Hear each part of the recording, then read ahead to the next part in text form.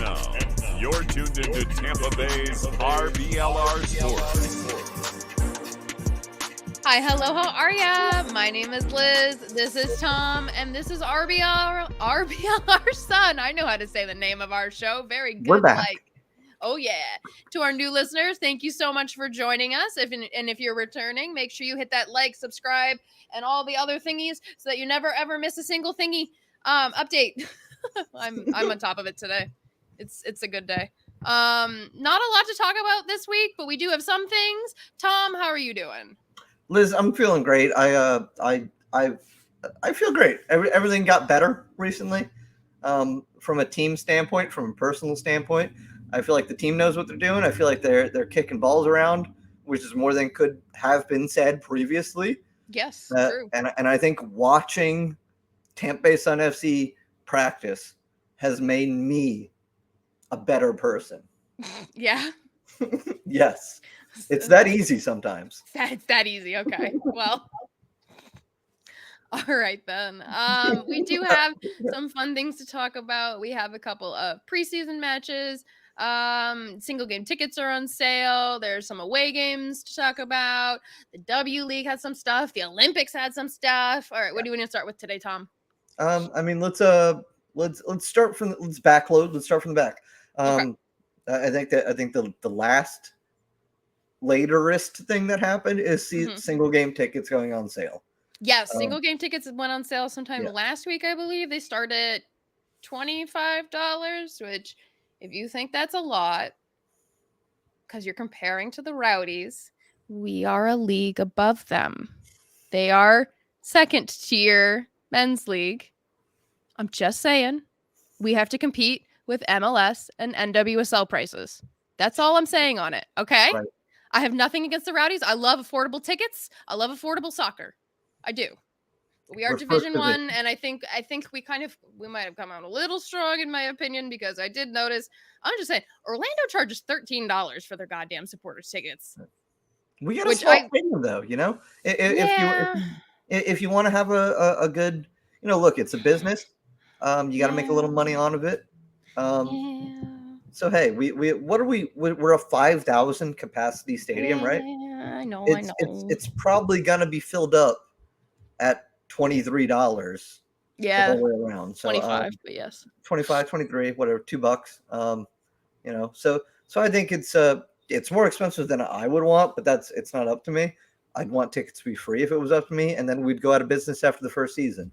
Yep. So there's a reason I'm not setting the prices. But I think it's fine. I mean, it's No, I did see a chart of all the tickets, and we don't have the most expensive and we don't have the cheapest, but I'm okay with kind of sitting in the middle. I think we actually had one of the cheaper season ticket packages though. We're on the cheaper side, which when you consider how much money we're obviously spending on players. Yeah. Like anybody who knows anything about Super League is saying, "Oh, Tampa Bay Sun, they're the team to beat." And then, so don't complain. You can't complain about like ticket prices when you've got the best team in the league, and they're really not that expensive. The stadium is centrally located, so there's no Tropicana Field type thing where it's like it's too far away to do this, that, the other thing. There's only 5,000 seats. You're gonna have a gorgeous view of the Tampa skyline. So it's. I am hoping that at that price point and at that amount of seats, we will sell out. Yeah. Definitely the first game, if not the first couple of games, would be really nice. I can imagine it's going to be, I can only hope, I don't know, we got nothing to go on. It's the expansion year for the entire league. So who knows what we're actually going to end up being. But I would like to think we're going to push pretty good numbers all year. The Rowdies, outlying is 7,227 capacity, and they average around 5K. Yeah. So if we have a 5K capacity, average around 4 or 5K, that'd be lovely. And it's a different market from the Rowdies, St. Pete versus Tampa. So it's going to be pulling different groups of people, it's going to be different. Yeah. Which is something to look forward to if you're a Rowdies fan, frankly. Yeah. Nothing against the Rowdies, but it's always good to have different culture, different teams. So, I'm not upset about the ticket prices at all. especially because I already have my season tickets in the standing section because I'm cool. So it's gonna be a good time. I think it's gonna fill up real nice. I think it's gonna sound good. So yeah, I like the season tickets. I like the ticket prices. It's all good. Bring your friends out. No big deal. The best, honestly, cheapest way to get tickets is to be friends with a season ticket holder because they get them the cheapest. And right now, as far as I know, season ticket holders are the only ones who have access to the supporters section. Yes. So if you want to be in the supporters section, go make friends with a Sun Chaser. Yes. We are both Sun Chasers. You can be friends with us. Yeah, you can be our friend. It's no big deal. We're open to it. Yep. But yeah, and that's good because that's I mean. Do we air it a little bit? It's kind of an issue sometimes at Rowdy's games where it's just simply the cheapest ticket. Yeah, and I did try to stress that when I was talking to them. I was like, "Hey, we have a cheapest we have a cheapest tickets problem, honestly." And it the mob sound less loud than we could be, I guess. Yeah, and part of that is moving it underneath underneath the awning that it used to be under the mob. Yeah. But I do think a big part of that is, that's the cheapest ticket. And I do think the supporter section should be the cheapest ticket, but it should come with the expectation of, you kind of here to participate in the game a little bit more than the average fan. Yeah, absolutely. It's the culture of it. So yeah, I mean, if you're listening to this, please come out. Please use your voice. Please talk. Please chant. Please come up with new chants. But I mean, we want everybody, all 5,000 of the people in Riverfront Stadium, really to be a part of it and making noise. So, but I think it's not a good like thing all 5,000 because some of those are going to be away fans and they can be quiet on the side. I don't care. So 4,500. All right. Yeah. Okay. Yeah, I think if Fort Lauderdale brings 500 loud fans, it's going to be incredible. I think they could do it. Fort Lauderdale has I don't know if anybody fans. I'll be amazed. 500, they're desperate for soccer down there. They've got they are. They have no soccer culture down there. Like I say this with all the love in my heart. I went to FAU for 4.5 years. But we went to that U.S. Women's National Team game, and there is no soccer culture down there. None. Not good. Does not exist. Yeah, and I get that's it's in Inter Miami Stadium, that game. I get Inter Miami. Fuck them. This, that, the other thing. But that's the one. You get one. That's my one. Yeah. I think that was worth it too. But like if you're listening to this out of South Florida, show up for your local team. Yeah, show up for Fort Lauderdale for realsies. Yeah. I think this could be really, really good. I also think it's funny that we got a women's team back before we got a men's team. Yeah. Yeah. But I think it's what the state of Florida needs is a good, healthy rivalry to really help kickstart the league. I mean, if with all the good that the Sun have been doing with the roster and everything and leading the way, being the first team to do this, being the first team to do that, if we're the first team to have a really good rivalry with another team and it's Fort Lauderdale, that's good for the whole league in general. Yeah.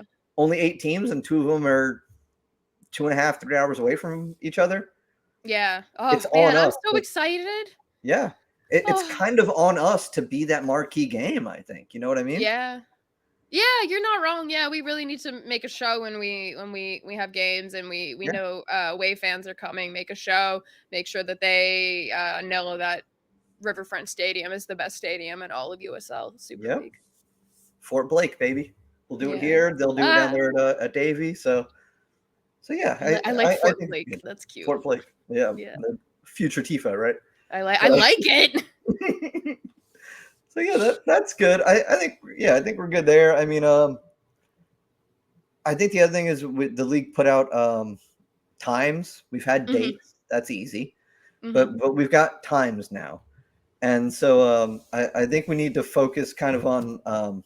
There's only a couple overlaps with the Sun and the Rowdies. Yeah, which I appreciated. They did say they were going to try their best to make sure nobody really had to pick between 2 soccer games. So you only have to pick between 6 soccer games. 6? What are you getting 6 from? Did you say 3 games? You said 3 games. So 3. 2 games. You have to pick between 1 and 2, 1 and 2, 1 and 2. Oh, 6. Yeah. Two of them are 2 of them are direct conflicts. Okay. There's the Saturday 8/24 this month, August. We're in August now. Check that out. Yes, I know. It's the best month of the year. Oh, happy birthday. August 24th, The Sun have a home game against DC, and the Rowdies have a home game against Miami. So, which, like, I'm gonna be honest, I'd rather see the DC shit show than the Miami shit show. As a neutral, I know what the Miami shit show looks like. Yeah, I know what that. Let's see a new shit show. Hell yeah. Yeah, I'm well aware how screwed up Miami is. That's fine. That's whatever. Show me DC. That's interesting. Yeah. When's the last time we had a New? Well, I'll say when's the last time we had a New England team in Tampa Bay? But that's not New England. Rhode Island. Yeah. Again, DC, not New England. Oh, that's right. This is me with a Florida education in geography. Oh, yeah. So the other game is September 14th. The Sun play Brooklyn, and the Rowdies have Pittsburgh. Ooh, all right, that's kind of a tough one because the Riverhounds is not. It's not a. That's a fun game usually. They're up there in the standings. I mean, they play lowly ball. They're gonna defend. Yeah. We don't know what Brooklyn wants to do yet. No, I'm excited to see what Brooklyn wants to do, though. For that matter, we don't know what the Sun want to do yet. No, not a clue. Score goals. Right. Yeah. Oh no, we do know what the Sun want to do. They want to score goals and they want to play exciting soccer. Yes. That's what they have publicly said. Yeah. But to be fair, that's what every soccer team says. Yeah, but we're gonna do it. We're gonna be the ones who do it. No soccer team comes out and is like, "Oh, we're gonna play very sound, conservative football. We're gonna pass the ball around the back line. You know, we're gonna test the defense." No, we're gonna go out and score goals. But we're the ones who are gonna. We're gonna score the goals, though. Yeah. So again, I don't know. I'm telling you, every keeper the night before, they're gonna be like, "Oh, man, tomorrow I have to wake up and face Caitlin Marchese." I got Marchese, I got Lister, I got Kimrak, I got oh no. Yeah. So I mean, I miss enough Rowdies games that it is. I'm not worried about missing a couple more. Yeah. And the other one was Saturday, October 12th, is a Rowdies Sun conflict. But that one is interesting because it is Rowdies away to Louisville and Sun at home versus Fort Lauderdale. So then how is that a conflict? Because the Rowdies are playing at the same time. That means I can have the game playing on my phone while I'm at the Sun game. Exactly. What do you think I've been doing for any other time I've been away from a Rowdies game? So that means everybody in the Heat Wave gets to cheer double for two games happening at the same time. This is so that's going to be a really interesting one. Because especially by October, we're going to have like a culture going on in Riverfront. We're all going to know each other. We're all going to be best friends. Come back to this in 2.5 months, and it's like, I'm not Tom's best friend. I don't like that guy. But no, I have friendship bracelets. We're all gonna be friends.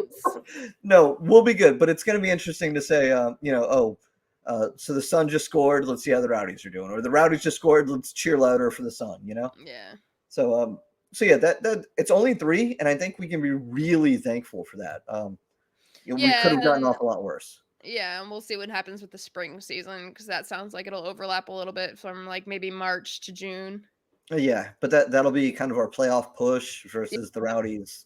The beginning of the season. Yeah, and I'll miss preseason Rowdies game for a playoff game. That's fine, but hey, so we got off pretty lucky there.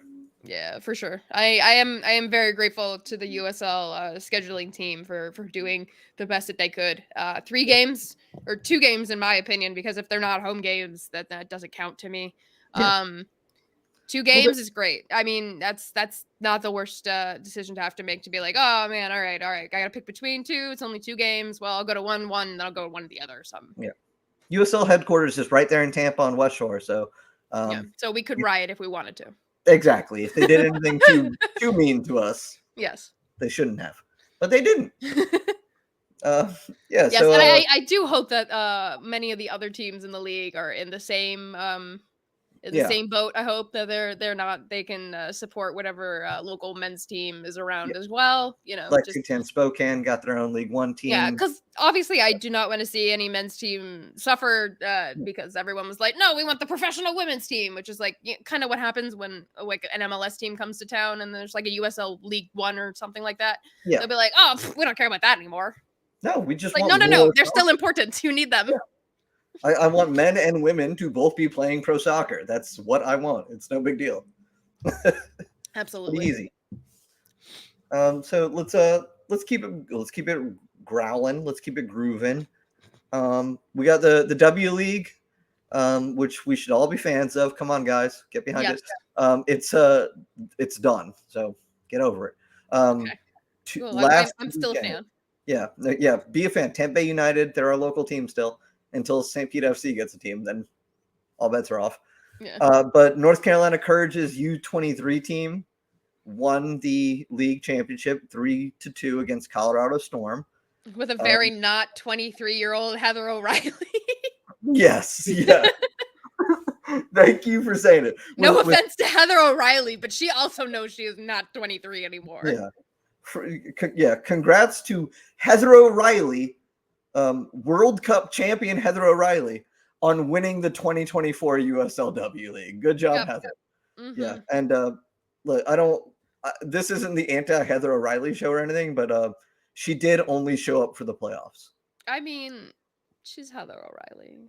She's allowed to, for sure. Kinda. Like I'm gonna be honest. There's maybe I think I can count on one hand how many U.S. women's national team players could truly get away with that, and no one would say anything. She's one of them. Yeah. So I love it for her. I love it for North Carolina. You know, they are an NWSL club, but they're the fun one. They play in TST. Yeah. They've got the U23 team in the W League. They're sisters to North Carolina FC, the Railhawks.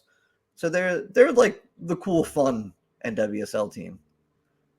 Shout out to Racing Louisville too. They're pretty fun and cool. But hey, I like the Courage. You know, good job there. Yeah. I mean, while we're at it, good job too to Colorado Storm. Yeah. Just making it that far is honestly very cool. Yeah, and especially very funny because they beat the California Storm in the semifinals. So they claim California Storm versus the Colorado Storm. Exactly. So Colorado is the Storm next year. Sorry, California, you don't get to be that. So we got the Olympics going on. We got a lot of the Olympics. We do. There's so many things, so many sports, and Lizzie, you care deeply about the national women's team. How do you feel about the group stage? How do we do? I'm loving it. Honestly, I like the changes that we've made. I like the subs that we've made. Yep. I don't have anything to really nitpick because I want to see what Emma Hayes has in planned for some of our tougher games. Yeah. Not that these games weren't expected to be tough.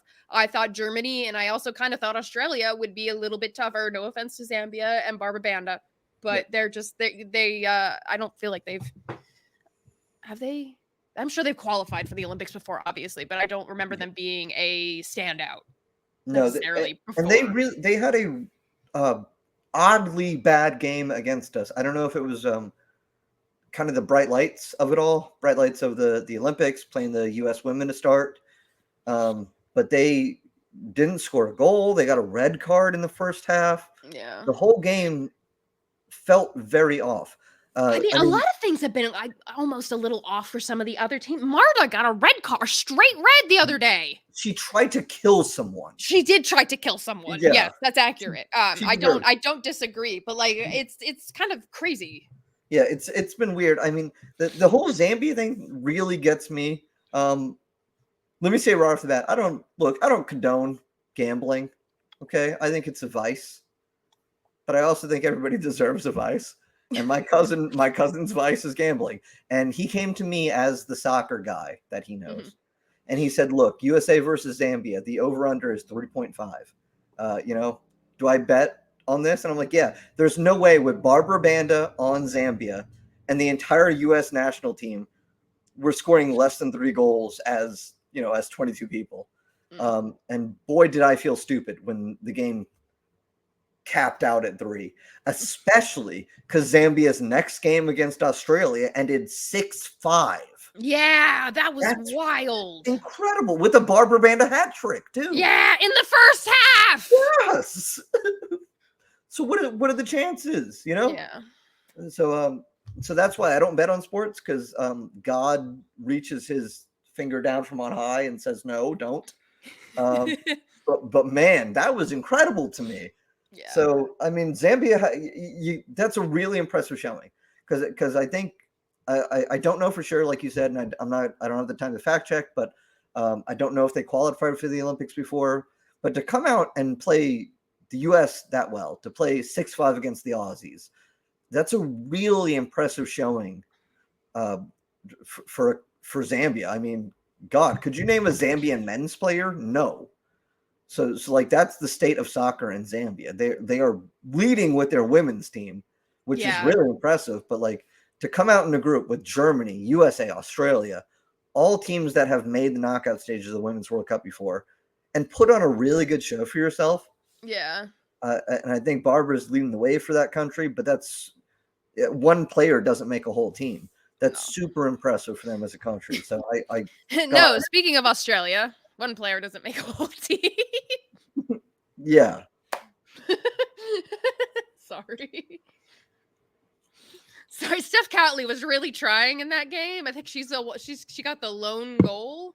She was really trying, yeah. I think it was. No, Alana Kennedy, excuse me. Alana Kennedy. I do love Alana Kennedy. Yeah, and I was hilarious. After the goal, because it's in like the 90th plus minute, you can see her literally shoving her players, get back to the center, like pushing them over to get to the center, to be like, hey, we got to get another one. Yeah. So I appreciate that. And I did think, no matter what the outcome was of all the games, all of them were incredibly entertaining. So I have to say that it's been a great week of women's football. Yeah, I enjoyed the hell out of it. I mean, and it's not over. We're heading into the knockout stages. Yes.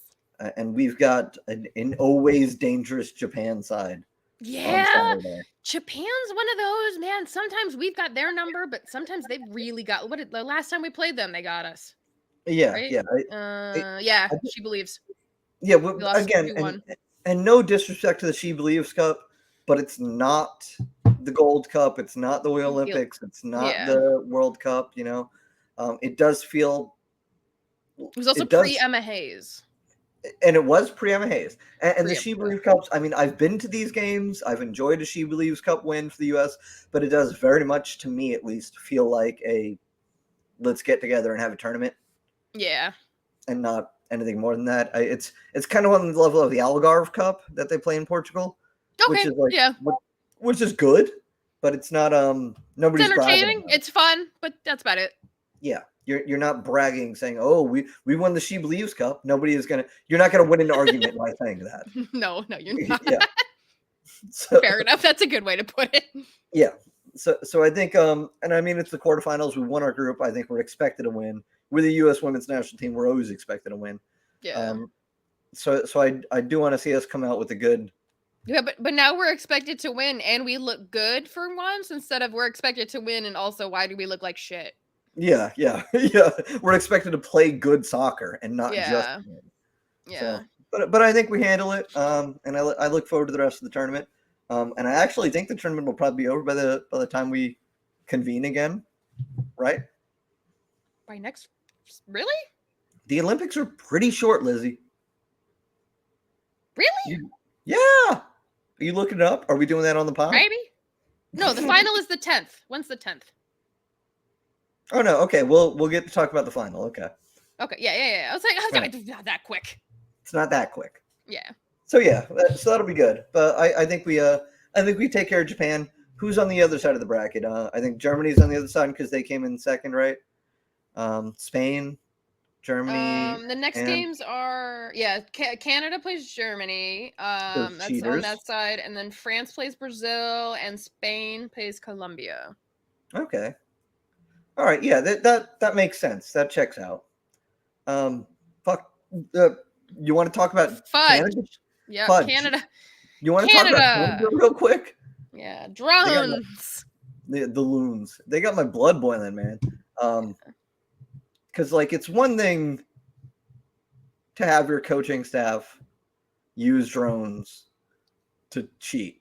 It's another thing for it to kind of be a systemic issue where the men are doing it, the women are doing it. They've been doing it for at least 3 years since 2021 tournaments.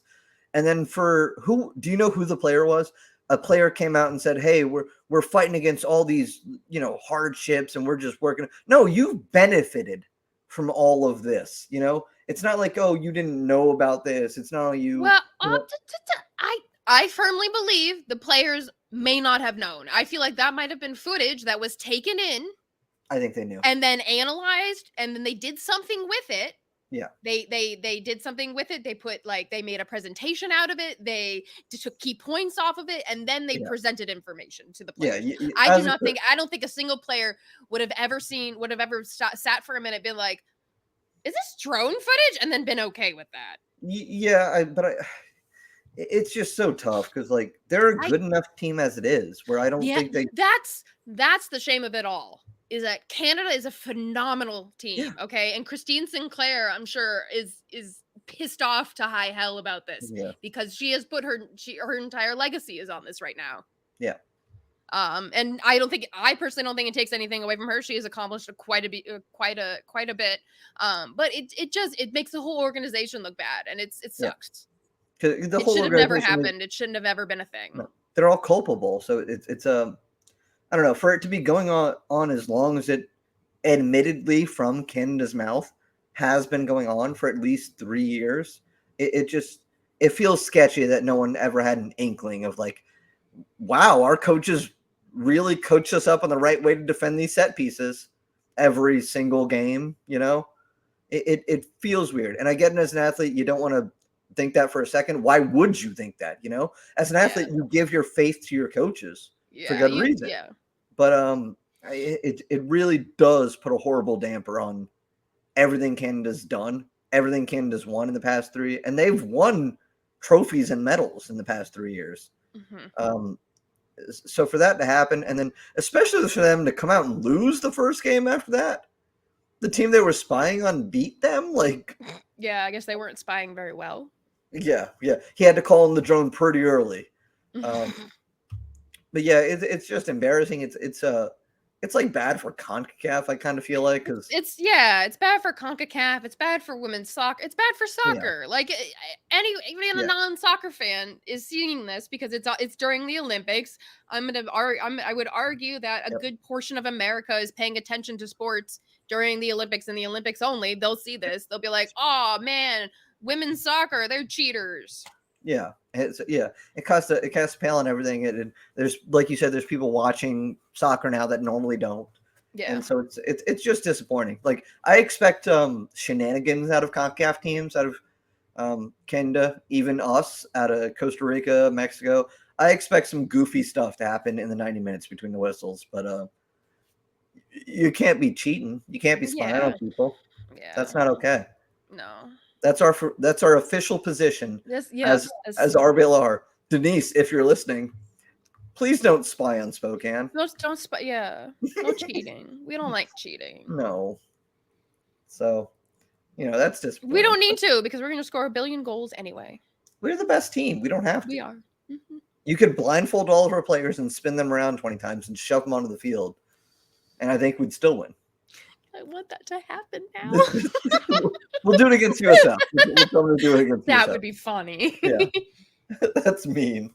So the RBLR official stance is cheating is bad. Cheating bad. No, don't do it. Don't do that. Unless you don't get caught.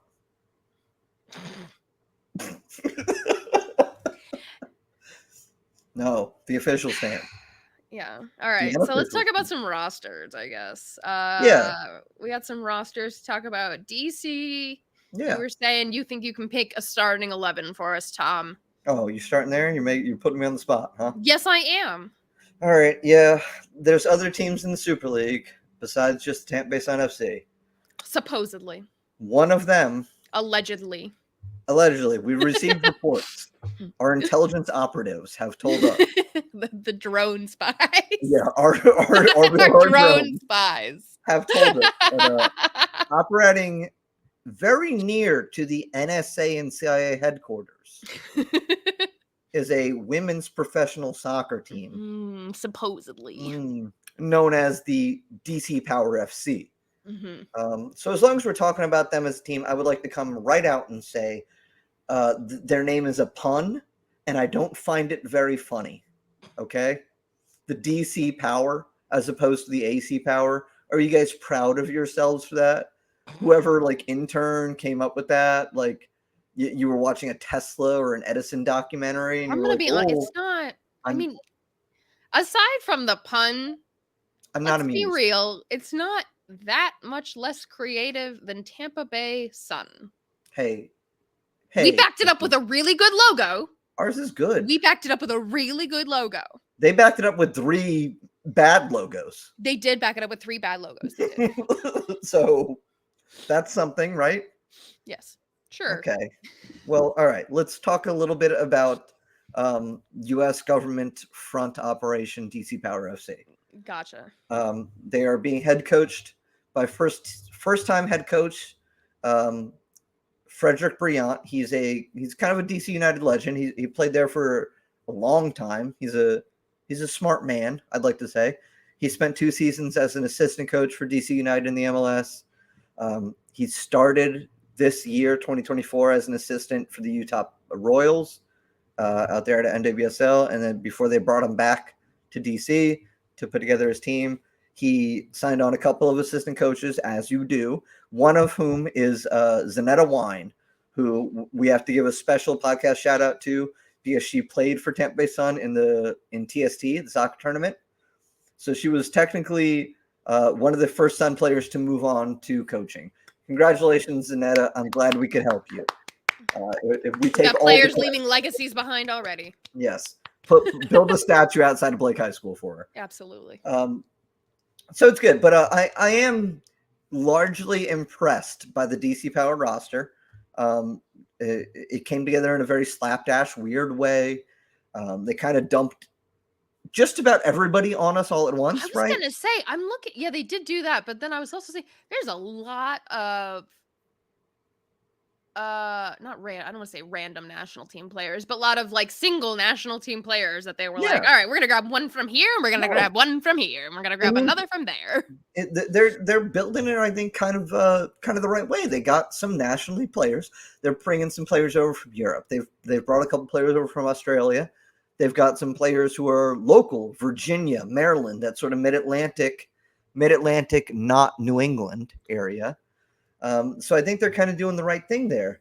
So if I can kind of pick out sort of an 11 of what I think they might want to do. Up top, one player jumps out immediately to anybody who knows anything. It's their forward, Jorian Balcom. She played for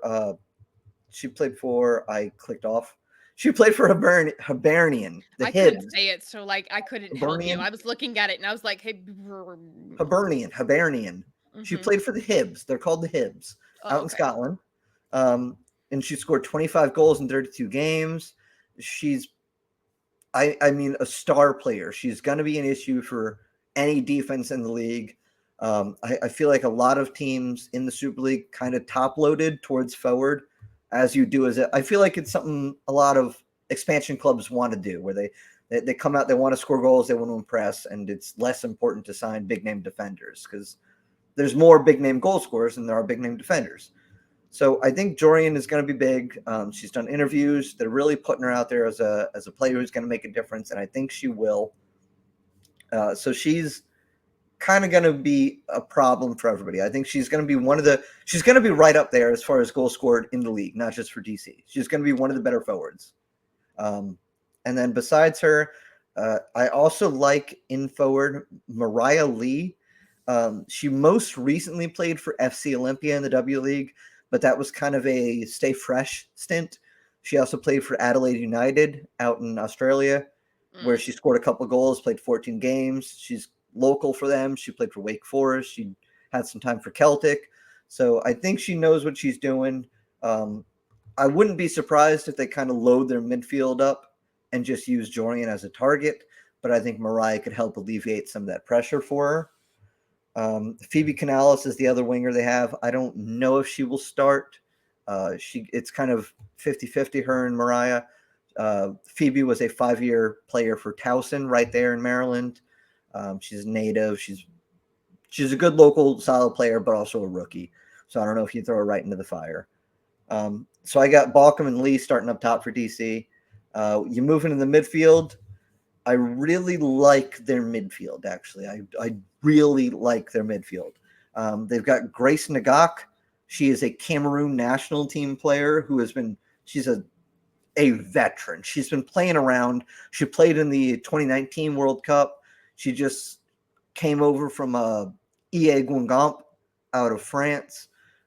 She really knows the game. She knows what to do. I think if you put her as a center midi, equal opportunity forward going back, I think she's going to kind of dictate play for DC. She might say, yeah. She sounds like someone who might be able to orchestrate some stuff from her. Yeah, from the midfield. Not necessarily the free kick taker, maybe, but kind of the Lewis Hilton, if you know the Rowdies. So yeah, I think she'll fill that role.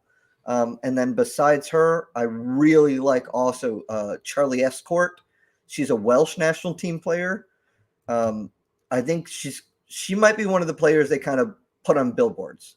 She's blonde, she's conventionally attractive, and let's face it, that means something when it comes to women's sports, unfortunately.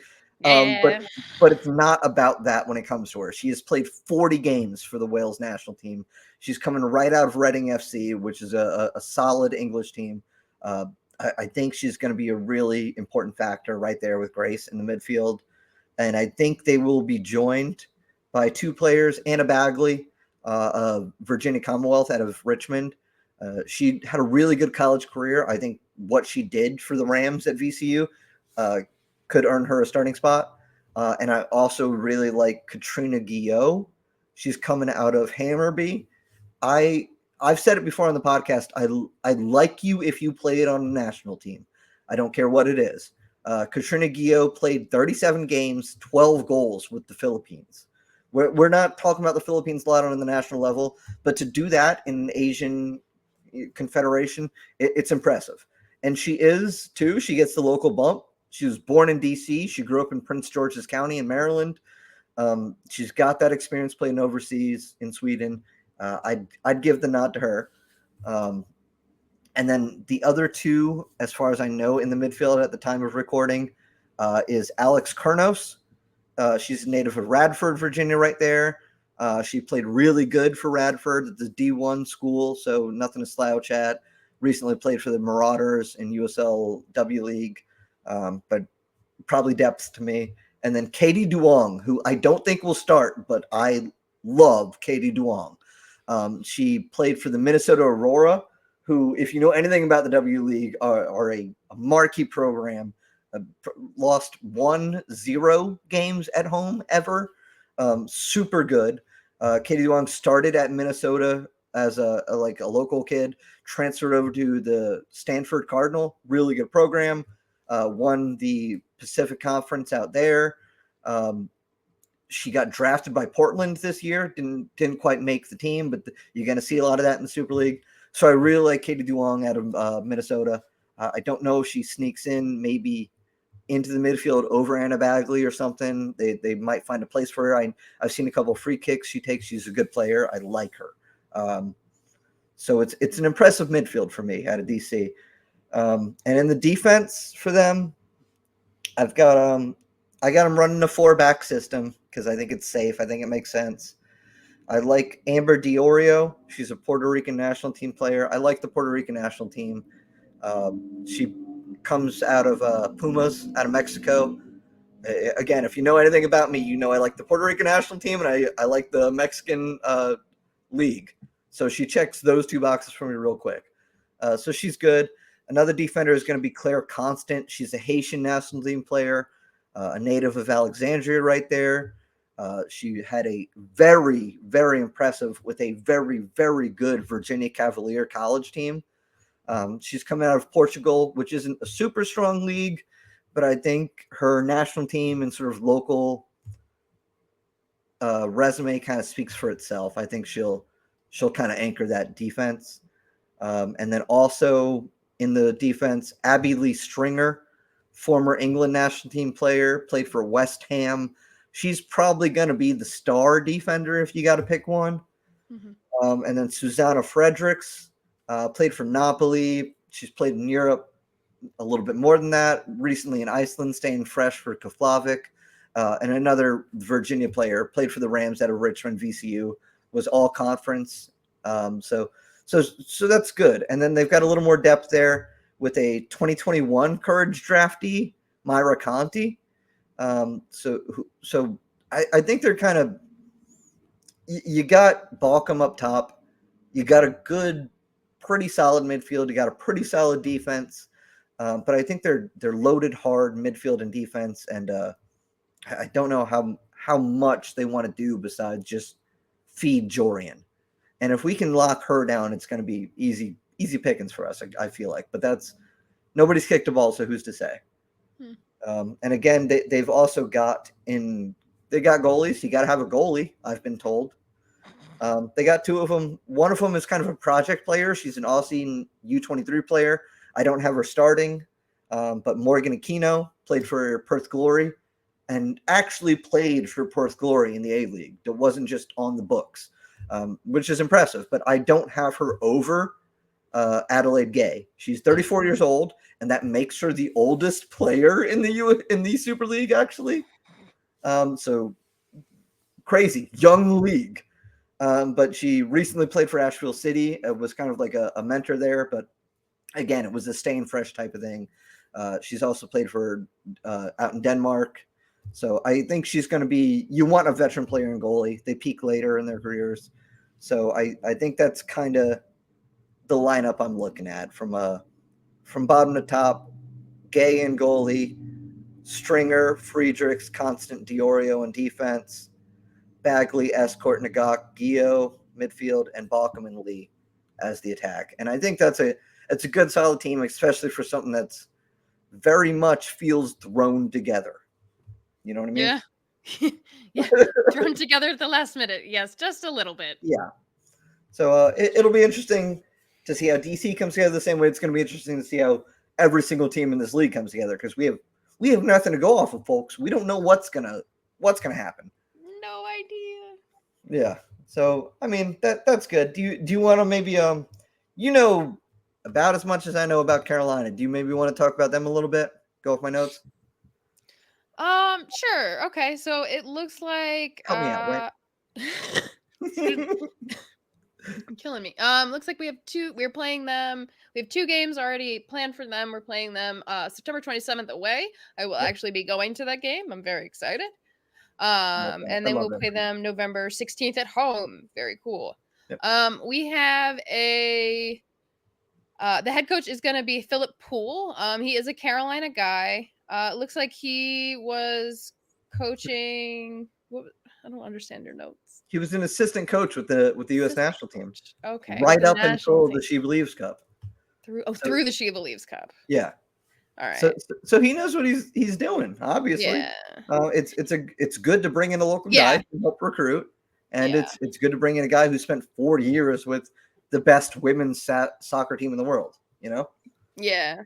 So yeah, that is a good get. And it looks like we have a fairly diverse. It seems like most of the teams we've had they're not really sticking to any one area, except for like maybe Fort Lauderdale, where they're really going young. Yep. We have our words today. We're gonna get 3 goalies for Carolina. 3 goalies. Megan McClellan. Looks like she played for Odense in Denmark. From 2024. She had 8 appearances with 6 shutouts, so that's pretty good. Yep. We have, again, it feels like a staying fresh sort of situation, just 8 games, but to get 6 shutouts in that short amount of time, it's not bad at all. Yeah, absolutely. We've got goalkeeper Charlotte Bird. She's 18. She is the youngest women's pro goalkeeper in the U.S. currently.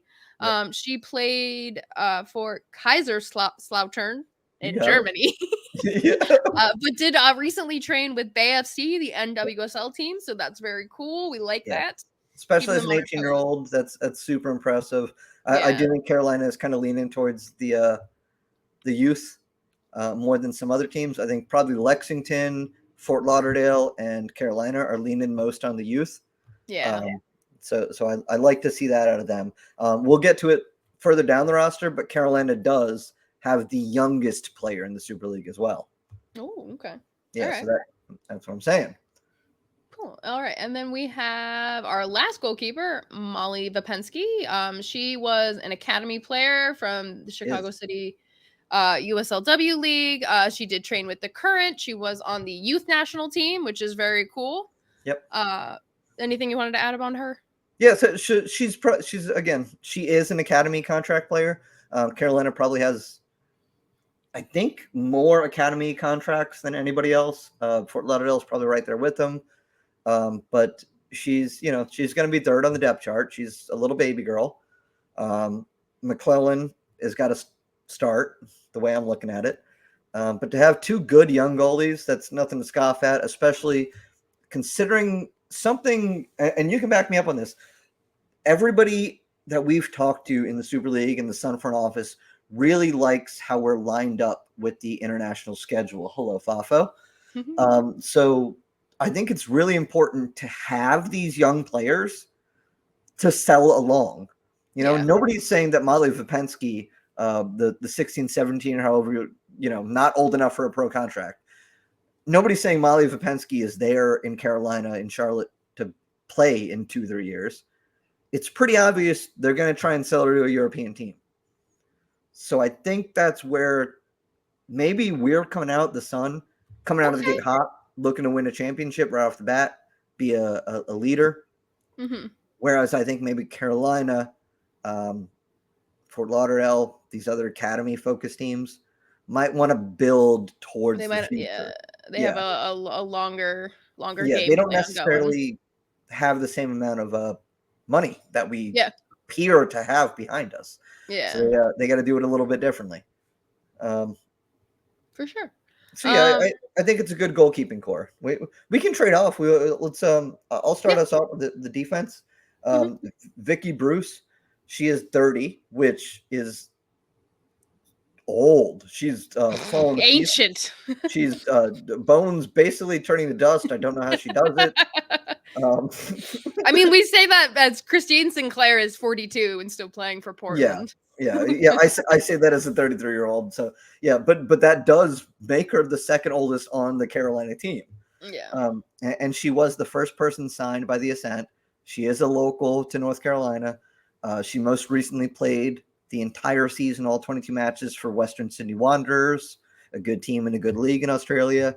So I feel like she'll start. She's going to be a player they're going to point to and say, look, here's what we can do with, local talent.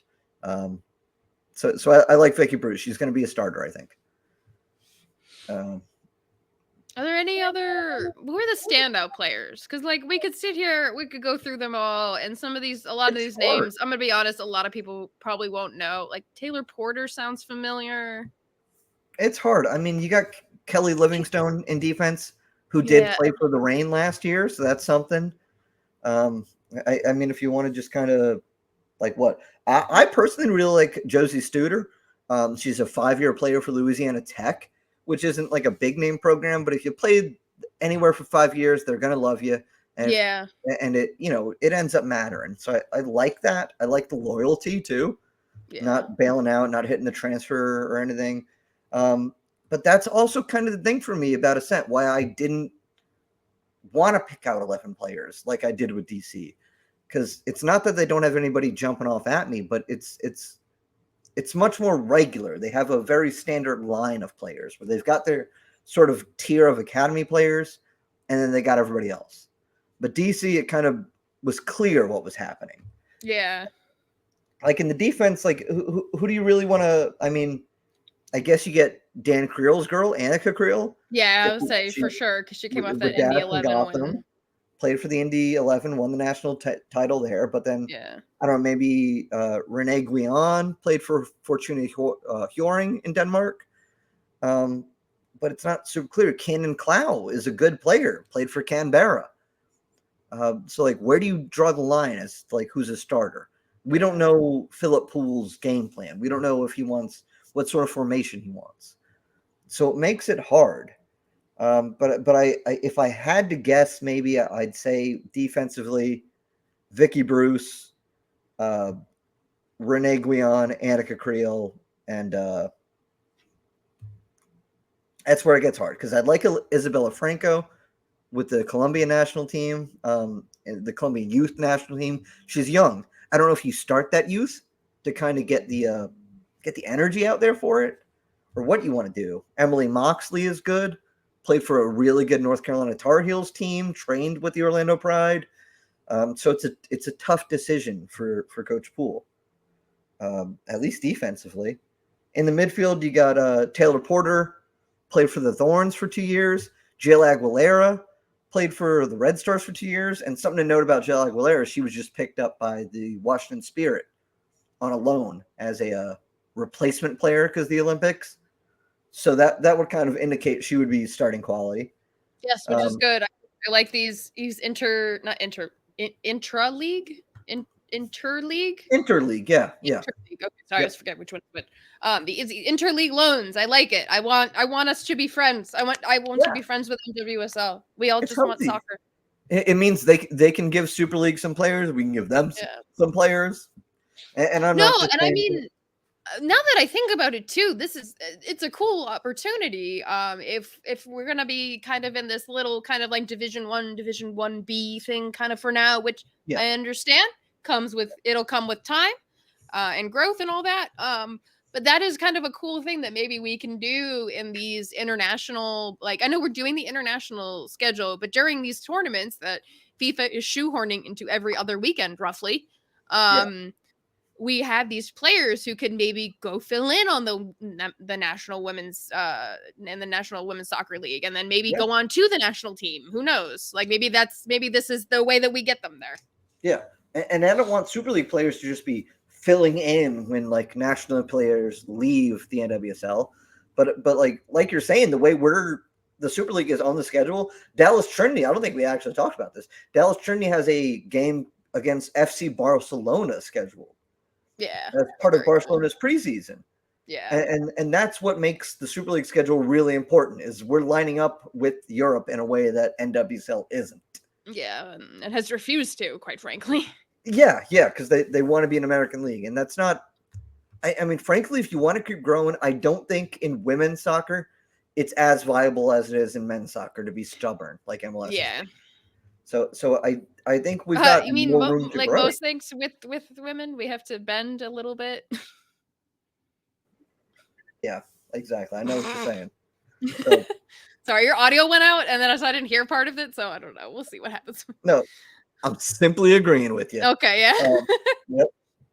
Not my place. So yeah. I again, Carolina, they're coming at it from all over, but I think they're doing the right things, and I think it's good, like you're saying, that they're cooperating with Washington with the NWSL. Going down the roster a little bit more, I like B. Hilton. Her first name is the letter B. How could you not love that? She's like 17. She's the first ever Academy signing for Super League. So how could you not love that? I bet she hates it when she has to fill in text bubbles on the computer. How many times have I just tried to put my one initial and it never accepts it? It saves so much like writing for her though. That's true. She just writes one letter. No, just do BH as her signature. B Hill. Yeah. She probably does BEE. No, they've got a good team. Let's not like skimp over Carolina just because they confuse me. It's kind of good that they do, you know. I've also noticed that we're at almost an hour, so I was trying to not. I'm finishing it. We're all right. Yes, sir. They got Eli Beard, Israel national team player. Cool. Sarah Trockley, like broccoli. 3 years with Holland and Finland. She was the captain of the team there in the Champions League. Great player. Catherine Gonzalez in the midfield, Dominican Republic national team player. Riley Baisden. Everybody loves Riley Baisden. She's 30 years old. Again, ancient, falling to pieces. How many years does she have left? I'm kidding, Riley. You're youthful. You're vibrant. Mia Corbin in forward, played for Brisbane. 8 goals, 4 assists. That's cool. That's solid. Jada Bedoya, West Virginia, as a rookie, but also an Ecuador national team player. So, can't discount rookies in the women's world. Ashley Serepka, North Carolina native, played in Austria, got 16 goals in 12 games in Austria. How good is Austria? We don't really know, but hey, that's 16 in 12. Good. Stella Spritzer, she is Lizzie, do you want to fact check this for me real quick? Stella Spitzer, how old is she? Sure. Stella Spitzer. She's 14 years old. What? Yeah. She's the youngest player in the league. That's insane. Yeah, so I want to get what? I have thoughts about these young player signings. It's an academy contract. She's still going to go to college. She's going to get her education. Okay, so it's not like the one in the NWSL, because I don't like that personally. It's a USL academy contract where you sign it and then you go to college. Okay. It doesn't use up your eligibility or nothing like that. Okay, all right. I'm okay. I mean, you're not getting paid, which kind of sucks. But yeah. Well, she's still going to be an engineer. She'll get paid, and then if you're signing a contract with a pro soccer team at 14, I think you'll probably end up being a pro soccer player. Yeah. So yeah, and they got Audrey Harding out of 2021 draftee for Washington, played in Sweden. Jada McGrew, U17 national player. It's a young team they got up there in Carolina, but they are buffeting that with a good amount of experience and talent. But I do think, I mean, keep in mind, Carolina Ascent is also an arm of Charlotte Independence. So they're not loaded. They're planning for the future. So, they're going to try and sell some players on, just like some of the teams in the league. But, it's a good roster. I like what I see out of them. I like what I see out of DC. And we'll preview some more teams next week as well. Yeah, we're gonna try and finish probably 4 more. Yeah, it's not like the Sun are doing anything more. They're just playing soccer. We don't have anything to talk about yet. No, but fun things will be happening next week. Yeah. We do have they will be doing some kind of preseason game, not open to the public on Friday. Thursday. Friday. Thursday. Sorry, Thursday. I got moved over a day. Thursday, that's USF, so that's pretty cool. And then there is a game open to season ticket holders on the 11th. Yay! And then, if you would like to come out and meet some of the players, you have to RSVP, and it is all over the website, so it's very easy to find. And if you're in the Heatwave Discord, I already posted it there. You can what? You don't have to RSVP. Yeah, you do. No, it's recommended. Is it? It's a public park. You just walk up. Oh, well, I didn't know. You can have ticketed events at public places. Well, they didn't. Okay, well, I thought you had to. So yeah, well, the 11th, Sunday Fun Day, Julian B. Lane Park. Come out. Julian B. Lane Park, which will be very, very cool. They're gonna have players there to sign. Come, let's go meet them. Let's harass them and ask them so many questions that they're not ready for. Yep. All right, that's good. We did it, Lizzie. We did do the thing. All right. Yay! Go Super League. Go Super League, honestly. I say that about wraps it up for the week. Remember to subscribe, follow the places on all the things on the Facebook, the TikTokies, the Twitters, the YouTubes. Spotify. Spotify. We're on Spotify. Did you know that? For your podcast. Yeah. So remember to do all those things so that you don't miss a single update, okay? Don't miss our beautiful, lovely voices. Thank you for tuning into this presentation by RBLR Sports. On your way out of the stadium, please remember to like and subscribe.